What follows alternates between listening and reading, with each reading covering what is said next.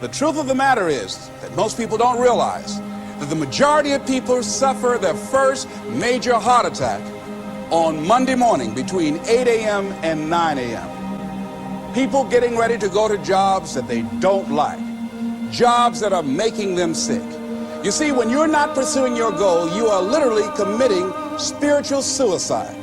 So society gets wrapped around becoming a part of a machine. Society, instead of becoming a bunch of individuals that are expressing themselves in unique ways, and everybody sort of borrows and shares and sells this and you sell that, and we all sort of figure out how we can contribute in a society, we got sidetracked and diverted into these boxes that they call companies and corporations, and we got stuck into these containers that they call cubicles or offices, and we got forced into this system. So our time, instead of it being invested in making pottery or fixing cars or doing something where you have a passion or you have some sort of a connection to, instead of that, you've sold your life.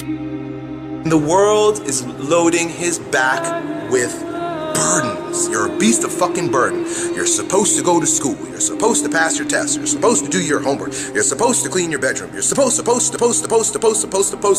right? All the things you're supposed to do, all the conditioning laid upon you, all the beliefs that you've been given, they're not yours. No natural behavior. Everybody's wearing clothes they don't want to wear. Everybody's showing up and doing something they don't want to do. They have no connection to. That's the problem with our society. We're good little boys and girls who have been walking on the line, hand in hand, following step by step all the rules in the book ever since our parents and teachers have been conditioning us to do what we're told. No society wants you to become wise. It is against the investment of all societies. If people are wise, they cannot be exploited. If they are intelligent, they cannot be subjugated. They cannot be forced in a mechanical life. That you work 8 to whatever the hours a day plus commuting, and then you're like this. And that's your life. That's your real fucking life. To step outside the bounds of the mental slavery that you're holding on to that was imposed on you by your parents, the teachers, society, and all of the institutions at large. They want to keep you mediocre, bland, vanilla, a square person in a square hole. I will not fall into despair. Dedication, hard work. I said to myself, I will never go back to this again. I will never be treated like that again. I will never go through what I went through again. And that pain pushed me to write a bestseller. All these supposed tos that the world tells us is all over this dragon. And here comes this dragon, thou shalt, and you're carrying this burden that the world has laid upon you. And it is your responsibility as a maturing individual to slay that dragon. You either bow down and you continue to live your life as a beast of burden, or you slay that fucking dragon. And by slaying that dragon, you become a lion. And that lion's name and his attitude is I will and no. Dedication, hard work. I'm a one-man army.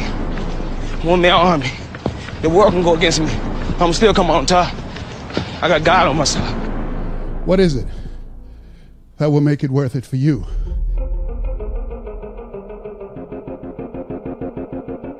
Find out what it is you want and go after it as if your life depends on it. Why?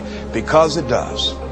People that have found their passion, people that found the things that they love, people that have found the things that they can pour their lives into, those people live longer. Express something creative. Be who you are from the depths of your heart, regardless of what anybody else thinks. And so I'm trying to encourage everybody out there, take advantage of life. Get busy living. Man, for real, the window closes so quickly on life and on opportunities. And so when you got an opportunity, you got to take it. You feel me? When you have an opportunity, you got to take it.